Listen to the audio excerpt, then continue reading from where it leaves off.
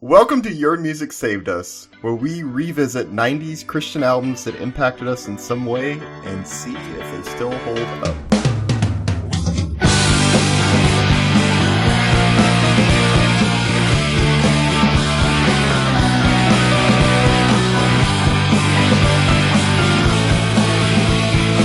My name is Jay, and I'm Clifton.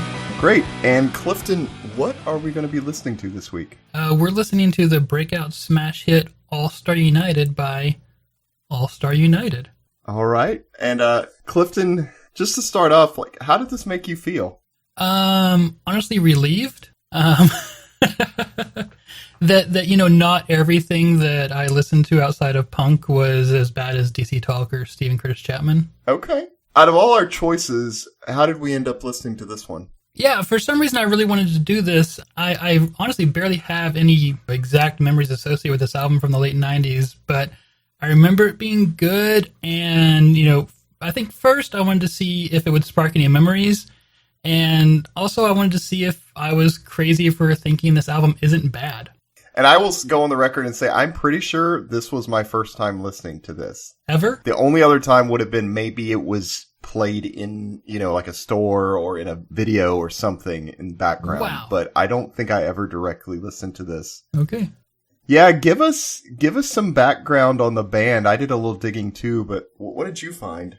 Yeah, so All Star United formed in 1996, seemingly by the lead vocalist Ian Eskelin. And according to my math, he was about 27 at the time. He and guitarist Brian Whitman are the only two who have been in the band from the beginning. They released this album, their first one obviously, the next year in February of 1997. They went on to release 5 albums and a best of album and don't look to have been active since about 2009. Ian Eskelin also has a solo career and seems to have a very successful career as a producer.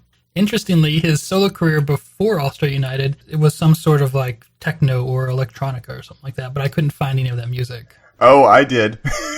Oh, awesome. His album, or his solo name was Ian, and his album was called Supersonic Dream Day, is on Spotify. Okay.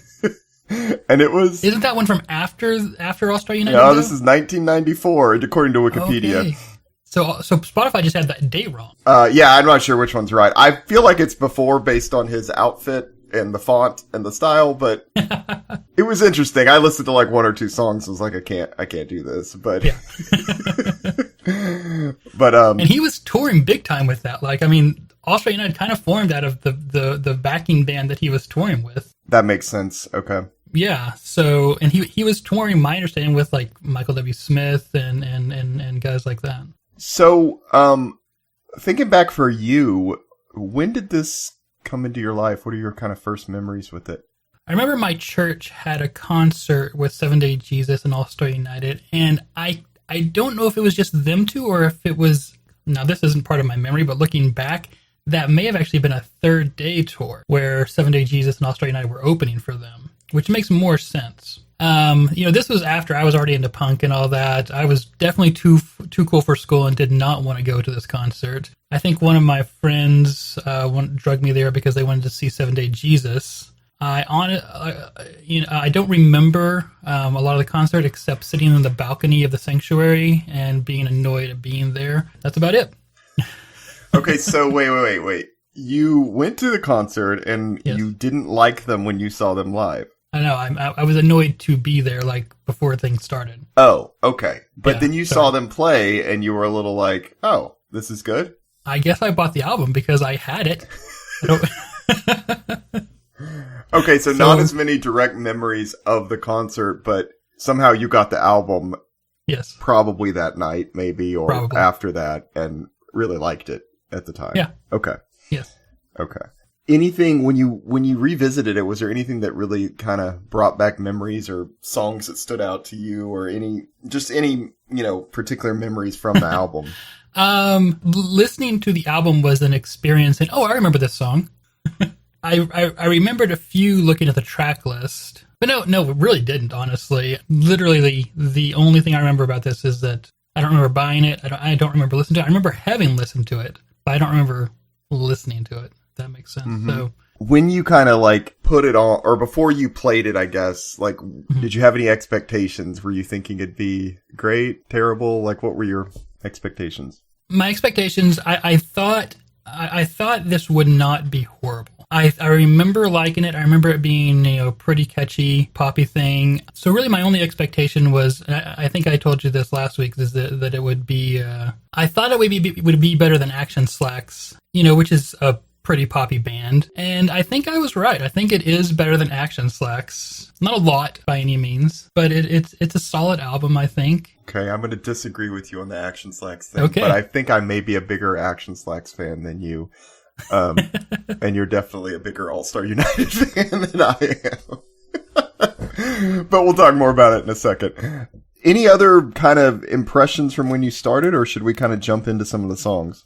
On like I said, on first listen, it triggered a lot of, I remember this song. Another one of my their first thoughts was, if these guys made, really clever music videos on treadmills and in slow motion, would they be popular and shared all over social media?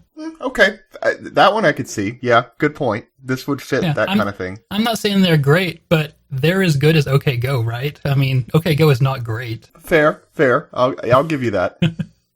Yeah. It's not groundbreaking. It's just a pop album, and it's a good pop album. And one thing I did take away, I guess, is that nobody should be embarrassed for liking this album. Okay. Yeah, I'll say, as someone at the time who never listened to this, I think probably because I was, a little like you were talking about, I was being a snob about it, and it was like, it came out on, I think, Reunion Records, which was not known for, other than the Prayer Chain. I realized the Prayer Chain was on like a sub-label of them. So, but other than that, I don't know that they put out a lot of like Michael W. Smith, I'm pretty sure, was on Reunion Records. So, oh yeah, I'm sure I was judgy at the time and probably looked at it and just thought, especially if you look at some of the band's promo photos, it was not making you want to listen to it. The lead singer's bleached blonde hair is not inspiring. Right. So I never gave it a chance, but I'll talk more about my opinions as we go on, but I don't think you're completely wrong on some of this. So, yeah. And I do wonder how much of that is related to bad marketing, because you're right that this is very much marketed towards, it came out on Reunion, and at the time, I think I had the same reaction. I was like, well, this is, it was being marketed towards the same people who like Michael W. Smith and Stephen Curtis Chapman. And I wonder if it was marketed differently, if it would have gotten different listeners. I think that's a really good point, because at this point in the 90s, this came out in 97, right? Mm-hmm. So at this point, you had already had kind of more of the alternative Tooth and Nail, some of the other labels that were really kind of pushing the boundaries in Christian music, getting quite a bit of success. And so then it felt like all the more mainstream Christian labels were trying to put out their own, whatever, punk band, rock band, whatever. And like, you even saw DC Talk had gone like with Jesus Freak to something like, we're alternative rock. And like, it just seemed to be this huge shift. So then it seemed like every label was trying to find their own band that fit that. And a lot of them were pretty terrible. And unfortunately, I never really gave this a chance, because I assumed it was that. Right. Which at the time, I don't think was a bad assumption. Right. Fair. Because most of the time, there were a lot of very bad, look at our alternative bands out there. Mm-hmm. Yes. Yeah. Agreed. Yeah.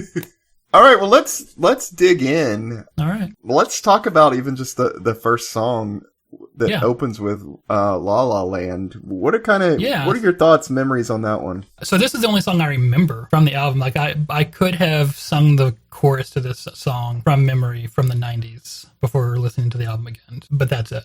I didn't honestly even remember it musically, but it's not bad. It starts off with a very light kind of Brit poppy piano. The question isn't whether it's true.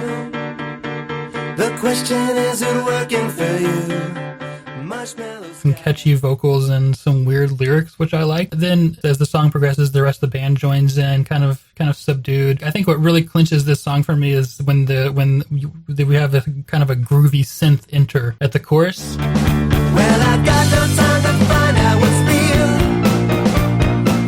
Which was kind of a nice nice touch, and honestly not something that you heard in Christian music at that time that much. Yeah, I mean, I think even the beginning, kind of with the piano kind of pop stuff, was not a normal thing at the time in Christian music. I'll be honest, the first time I listened to this a couple weeks ago in preparation for this, within the first 20 seconds, and I'm sure it was because it's piano. Also know that I don't listen to this style of music as much as you do, but I just thought Ben Folds. Yes, that was one of my first. Okay, good. That makes me feel better. And then as it went on, not as much, but the first kind of like 20, 30 seconds of the song, I was like, oh, okay. Yeah, so I mean, there's definitely Ben Folds stuff going on here. There's definitely some Beatles type stuff going on here. And honestly, it made me really realize. And so when the song really gets going, you know, the second verse comes in, we get a nice fuzzy guitar, and it's all out 90s Britpop. You can name a blessing yourself. Right. And which is interesting because obviously there's a lot of, and this is going to sound mean to Christian music, but it's said often, you know, is that Christian music is always looking for a Christian version of something else. But that's kind of true in all music, is that people have influences, and they're influenced by the bands they liked. But we have plenty of people being grunge, which was popular in the early 90s. We have plenty of people being punk, which was popular in the early to mid 90s. But, you know, something very popular on the radio at the time, you know, was Blur and Oasis, this honestly really good Britpop stuff. And who else in the Christian market was doing that other than All Star United? Yeah, none that I'm aware of. It's a good point, and I think, and we may talk more about this in a minute, but I'll say that the thing that I also kind of thought was interesting about this album was lyrically, I thought it was quite a bit better.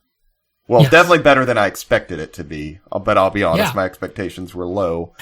And there's a few songs where the lyrics are still kind of terrible. Absolutely. But some of them, including this one, I thought were pretty clever, and I appreciated kind of what he was trying to do. Yeah, they're fresh lyrics too. They're a little bit zany, you know. They're which are things that I like. I like kind of nonsense lyrics that end up still making a point, and that is something you very much get with this. You know, it starts off. I have the lyrics here because I really like the lyrics in this song. They're very sarcastic. Mm-hmm, right. Starts off with, the question isn't whether it's true. The question, is it working for you?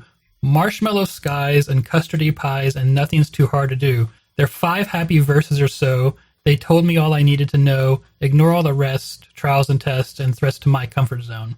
It's definitely gonna be. It's definitely sending signals already that's gonna be Christian, but it's a little bit weird. It's not just a praise song, right? Yeah, and it's poking fun at that Christian culture that had really, again, by 97, kind of really developed. Yes. And it's weird for me because I'm thinking of this album again with kind of my preconceived notions at the time. I was like, oh my God, I always thought this band was like a key part of that. Like they seem to fit in with that. But when you really listen to it, yeah, they're kind of more poking fun at that. And I think my understanding is he or the whole band lived in Nashville. And so that must have been rough.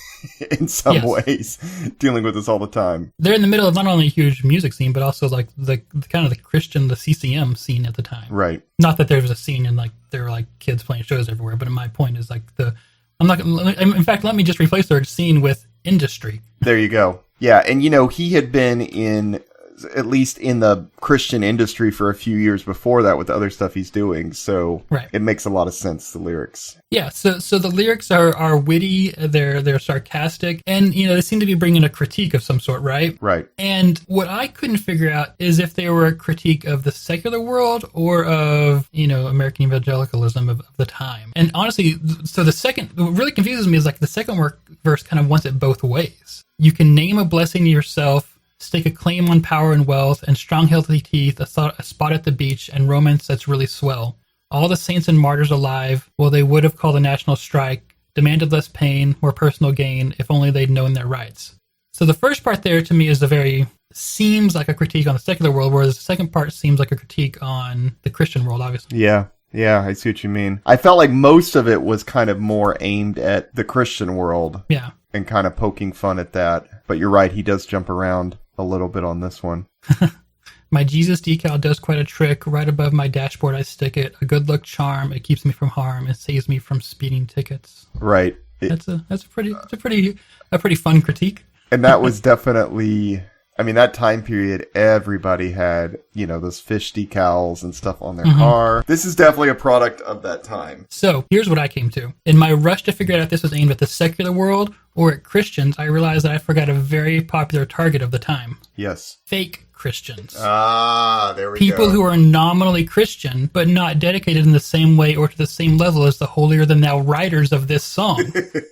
Now, that's a very good point, and I think we'll probably be talking about that a lot. Yes. With other albums as well, because that was a very strong kind of theme running through the music and people's heads at this time of like, well, yeah, I'm a Christian, but I'm a stronger one than you are because I do X, Y, and Z. Yeah, I mean, it's kind of gross, honestly. I mean, not just from a cultural standpoint, but doesn't the Bible also say not to judge people? I mean, come on. The only way you can say, hey, you're a fake Christian is if you're sitting in judgment of this person, right? Yeah. I feel like people that people that didn't experience this are going to maybe have a hard time understanding what we're talking about. Oh, absolutely. But I went to see if I could find comment from the band about what the song's about, and sadly I did find something. This is from a interview with the drummer from a Jesus Freak Hideout interview. He said, "It's plainly and simply about the people who claim to be Christians and think that because they are, that they can sit back and just wait on God to give them everything. They live in this euphoric place we call La La Land." Yeah, that really hits the nail on the head for kind of some of the ideas at the time of just, it's not enough to just be a Christian and say, you know, I believe in this. You've got to like prove it and somehow, which is weird, right? Because the whole point of Christianity and that belief system is saying, you know, you don't earn your salvation. It's all up to God. And yet everybody was trying to prove to everyone else how much more devout they were. Yep. Yeah. Yeah, and which I find ironic in a certain sense because, you know, this song starts off witty and sarcastic and is going to poke fun at the problems with Christianity at the time or in Christian culture at the time. But then it falls right into the trap of what I remember being the grossest part of Christian culture at the time, which is this separating the other people into this group of, hey, you're not as holy as me. Exactly. And I'll just stop there. Yeah. Because honestly, we're going to talk about it for the rest of the album. Right. So let's talk about the rest of the album. All right, let's go. I think you wanted to talk about the next song, right? Bright Red Carpet? Yeah, Bright Red Carpet. I don't have a lot to say about it. I do remember that this song was very popular in my youth group. But why? Well, I'll tell you on a simple, and you know, listen, I did kind of like how they shout Bright Red Carpet. Yeah. I gotta know, will you be there when they roll out bright red carpet? I was like, oh, this is getting good, and then it kind of toned it down again. Yeah. But I liked that. My first listen of the song, I was just kind of like, that's kind of a throwaway song. And then the more I listened to it, I was like, well, you know, it's a good song. But then it got stuck in my head for 2 weeks. And fuck this song. I mean, sorry. It has been stuck in my head. I don't know why. It's kind of a throwaway song, honestly. Has nice guitars, but that's about it. It's kind of blah. I don't know. Yeah, it's stuck in my head too, strangely enough. Out of all the songs on here, I think this one stuck in my head the most. And I guess it's just kind of an earworm. Maybe so, yeah. But the lyrics on this one, it's kind of, I felt like it was the same kind of message a little bit, slightly different style. This one is being honestly a little more preachy with stuff, but kind of the same thing of like, you know, you can't just put on an act. You've got to be, you know. Yeah, they come right out and say it in this song. They say, you try so hard and get what you get, but in your heart, I hope you never forget a selfish soul will never stroll on red carpet. Oh, there you go. Okay. Yeah. Boom. Yeah, be holy as me. Sorry.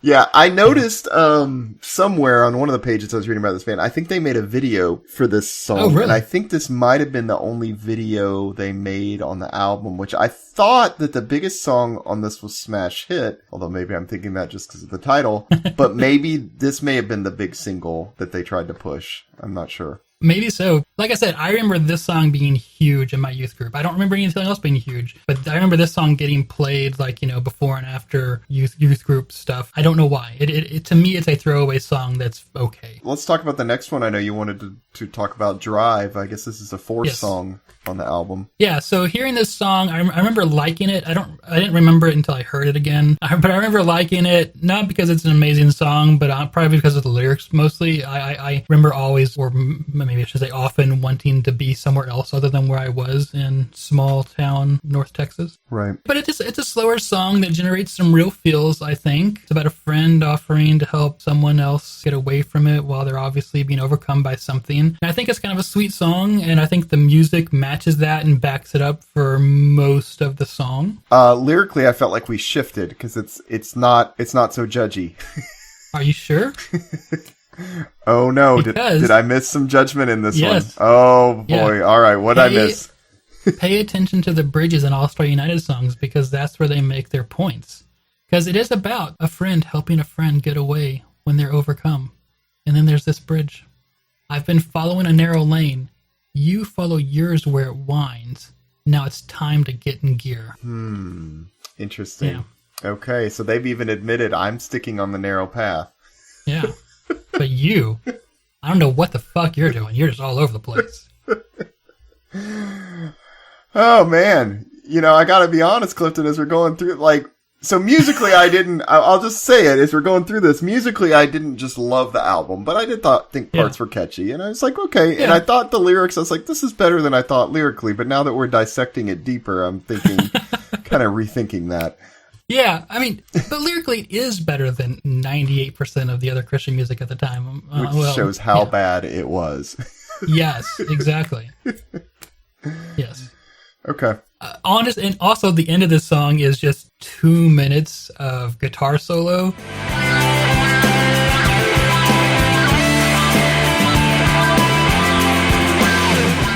Which took it from being like this tight pop song to just I got tired of it. Okay, fair. Yeah. Would Teenage Clifton have liked that, or would he have been tired of it too? God, no. Okay. No. Teenage Clifton has the same opinion about guitar solos as 39-year-old Clifton does. Okay. Let's go on to Smash Hit then. Let's talk about that one. Yeah. I do want to mention the song Torn, because it's super boring. That's all. They stuck it kind of right in the middle, maybe just to, you know. Which, Smash Hit reminded me that I used to think a lot about the strategy of song placement on albums. It also made me realize something else. You ready for this? Okay. When this album was released in 1997 was closer to the time when vinyl was the primary source of media than 1997 is to today. Wow. Okay. True. Okay. Wow. Which makes me feel really old. Yeah. But song order is still important, even though everybody uses Spotify and everything today. But if you listen to it in the way it's meant to be, it's still important. But this is important because this is side 2, track 1. Good point. Okay. That is why the vinyl thing occurred to me, because this is the beginning of the good half of the album. Because the first half is honestly kind of boring. Okay. All right. So tell us about this song. Yeah, so this song, honestly, is the first one to bring back clever lyrics we've heard since La La Land. It has good hooks, it's a good, catchy song. It's mostly, honestly, just a standard 90s alternative anthem. All he needed was PR, $1 million of business cards. But honestly, a fairly good one. I mean, not great by any means, but good. It brings some nice quirkiness to the music. First of all, through the lyrics. In the second verse, there's some 2 lines that say, join his name to any cause, drop his name to get applause. That's good. That's pretty dark. Right. Pretty biting. There's also a line in the chorus that says, all stocks have split. All stocks have split. Who is that line written for? That's a great question. I'm sure teenage me had no idea what the hell they were talking about. Yeah. You know, for all you Wall Street guys listening to this album, all the stocks have split. That's how popular this is. Rewrite that line. Yeah, just rewrite that line. This is one of those lines where we couldn't come up with anything else that rhymed. Right. So, yeah. But come on, these guys did have the backing of a label with some actual resources. Sit someone down to replace that line. Just there's some la la la's, that kind of catch you off guard in their silliness. La, la, la. There's a bridge after the second chorus. It has like this talking part. Is it supposed to be like cake? I don't know. Do you remember that part? Which lines is it? I'm looking at the lyrics right now.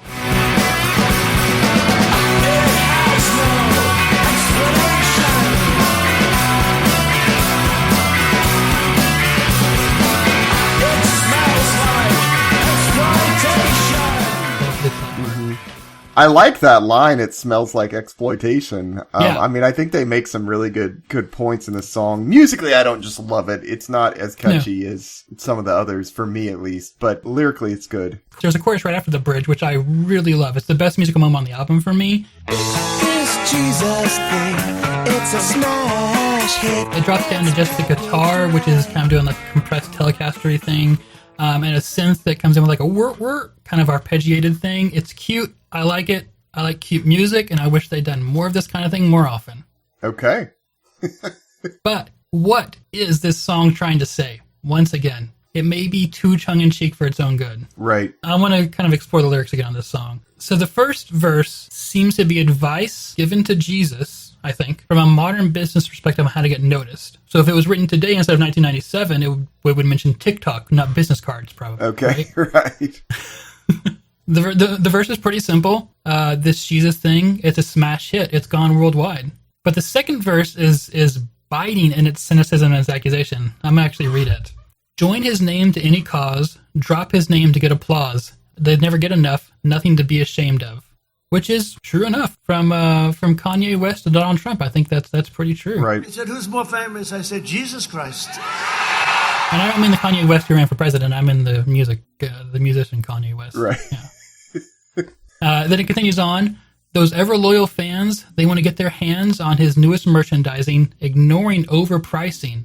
It has no explanation. It smells like exploitation. Yeah, I like this part, and to be honest, it would mean more if it were coming from a band who didn't get just preachy in the other songs about how they were holier than their friends.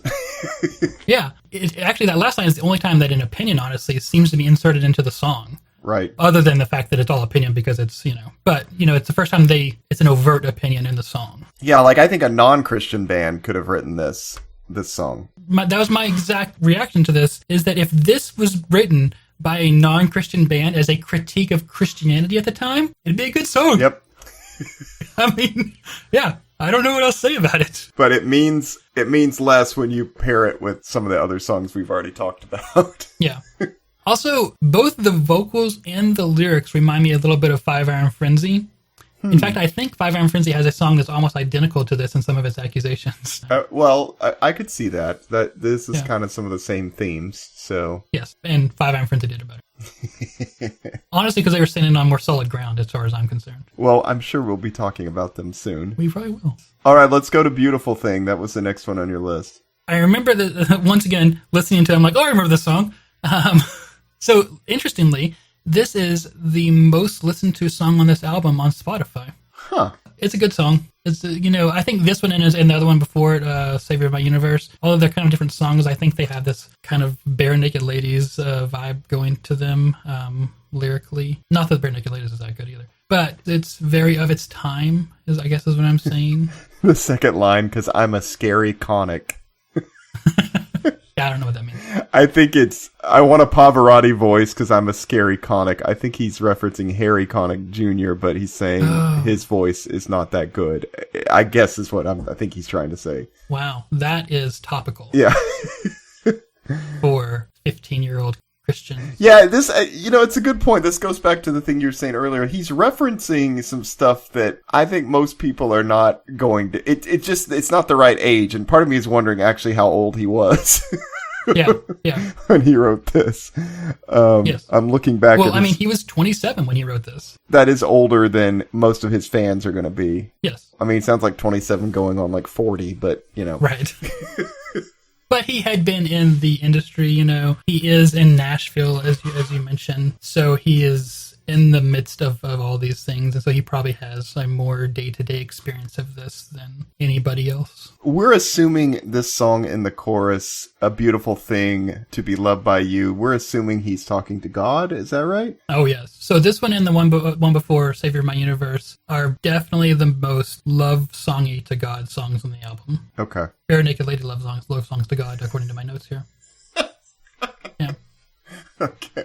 I do want to go back and mention Savior of My Universe, that the acoustic kind of guitar opening of this song, especially some of the vocal turns in it, made me think of of Young Pilgrims by the Shins. I don't propose that we preserve all the world inside a fragile ball of glass. Okay. So I went back and listened to Young Pilgrims again to see if there were any direct comparisons, and my conclusion is, holy fuck, the Shins are good. I thought you were going to say the Shins totally ripped off All Star United. No, the Shins are so good. But no, the reason I bring it up is because this album's good, but then I went and compared it to the Shins, and there's just so many beautiful things going on in the most simple moment of that Shins album that this album is nothing compared to that. This album is something that I could write in my bedroom compared to one of the not better Shins albums. I wanted to say that. Well, I think this is one of those albums that it's not terrible. It's not amazing, but as a Christian kid in the 90s, you could do worse than this. Oh, yes. Much worse. You could still be listening to Stephen Chris Chapman and Michael W. Smith and DC Talk. This is better than all of those. That's positive. Yeah, I think so. You wanted to talk about the hidden track. Yes. So when I first heard this, my first reaction is, oh, it's like this hidden track in the vein of Velvet Underground. It's a cute song, reminds me of Mo Tucker singing After Hours with Lou Reed on guitar. And I was like, oh, it even has like this faux vinyl thing, added over the top of it to give it kind of this feeling. Won't you take this tip from me?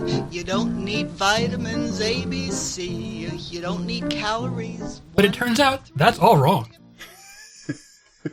Why? I think I know what you're talking about, but tell us, why is that wrong? Yeah. So this is from an interview that I think it's that same Jesus Freak Hideout interview with the drummer. He says, that is Ian's aunt singing a song that Ian's grandfather wrote a long time ago. She was singing it into a Play School tape recorder. Okay, so that's cool. I mean, I'm sure there's influence to this song, but it's definitely not Lou Reed with Mo Tucker doing After Hours for the Velvet Underground. There's I think it was trendy at the time to have hidden tracks, and unfortunately, I think that's something we've really lost because you can't. How do you do it now with Spotify or something? And I think we'll talk about more. I know on the Poor Old Lou episode, we talked a little bit about the recording at the end, the voicemail, and I can think of some other kind of albums, from this time that kind of had a pretty cool hidden track in there. Mm-hmm. Well, let's talk just a little bit about just the packaging and things. I appreciate you shared with me a link that kind of had all of it laid out.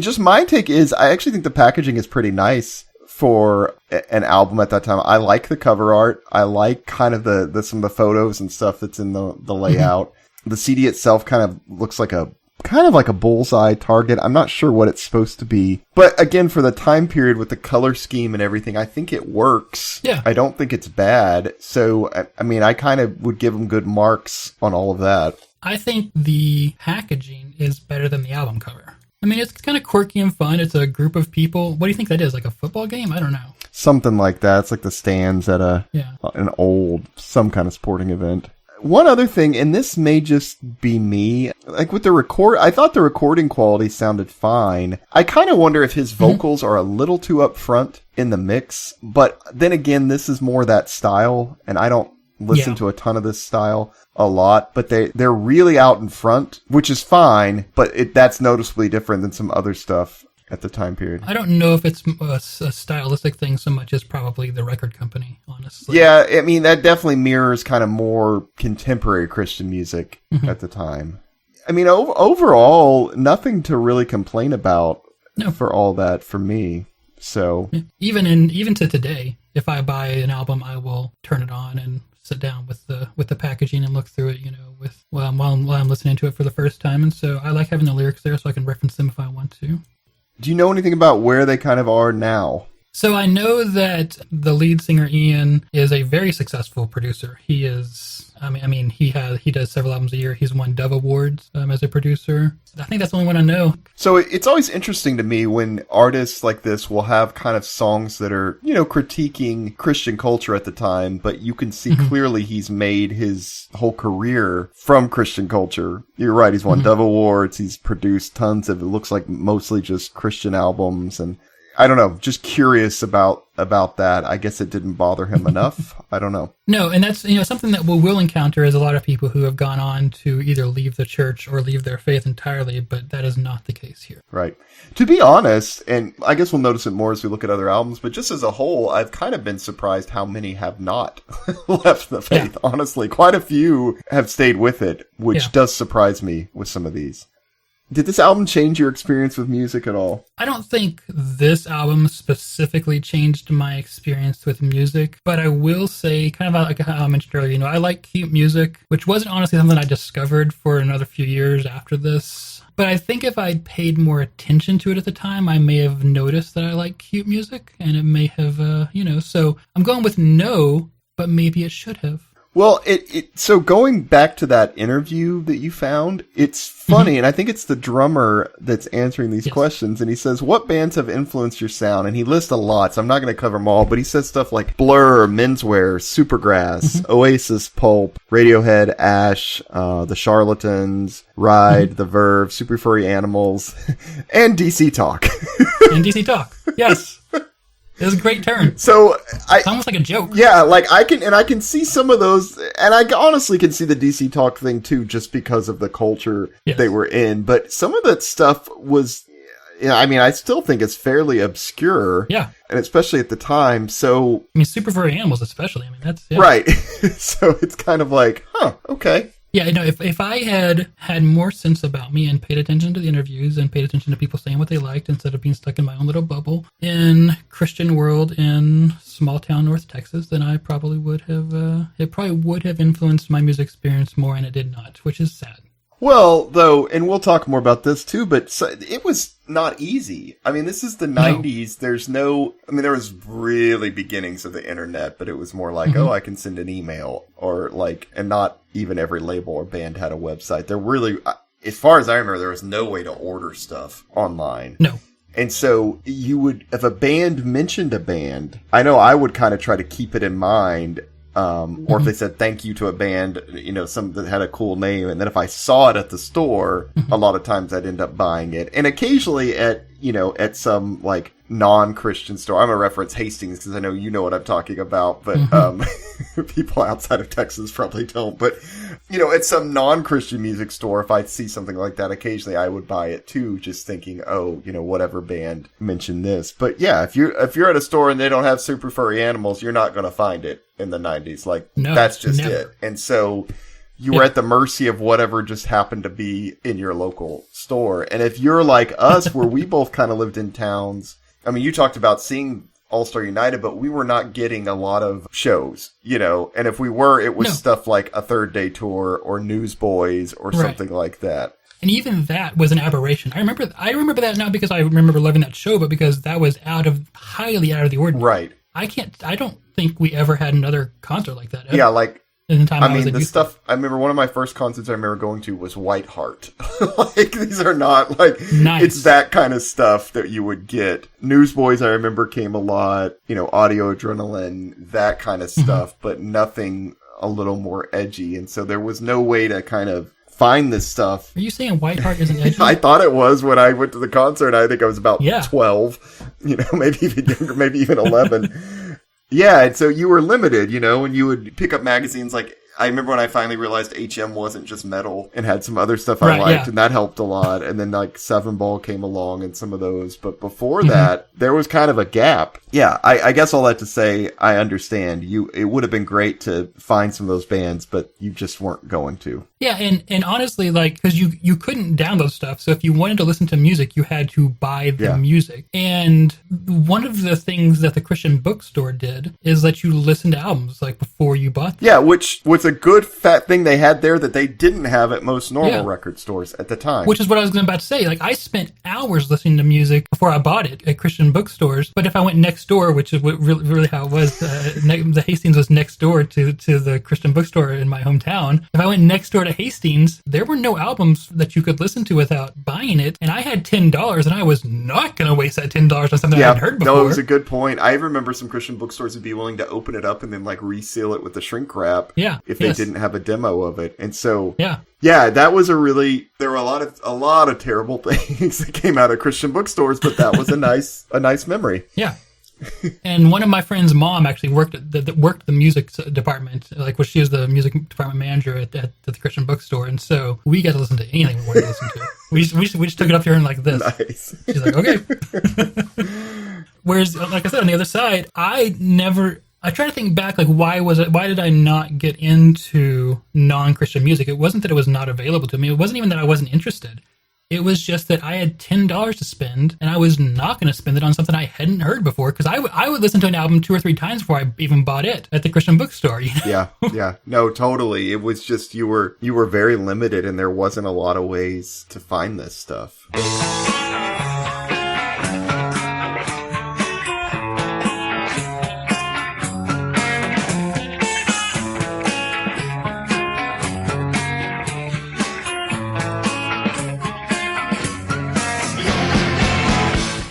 Hey, Clifton, what are we listening to next week? We are going to listen to Rocket and a Bomb by Mike Knott. Good. I have great memories of this album, so I'm curious your take on this one.